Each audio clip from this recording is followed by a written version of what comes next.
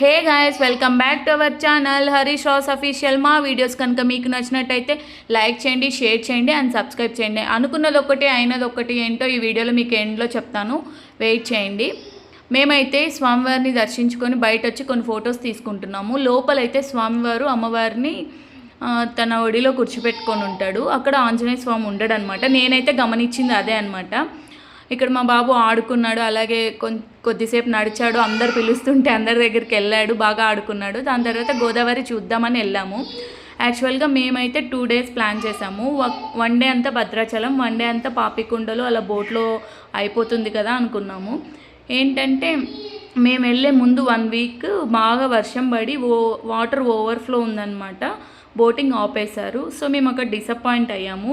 Boating ఆపేశారు కాబట్టి 1 day అంతా ఇక్కడ ఉండి మరుసటి రోజు విజయవాడ వెళ్ళాము. ఆ వీడియో మీకు ముందు అప్లోడ్ చేశాను నేనైతే.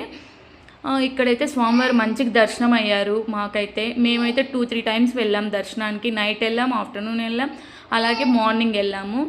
మేము ఇంకా భద్రాచలంలో స్వామివారు కొన్ని ప్రత్యేక ప్లేసెస్కి వెళ్ళాము మేము.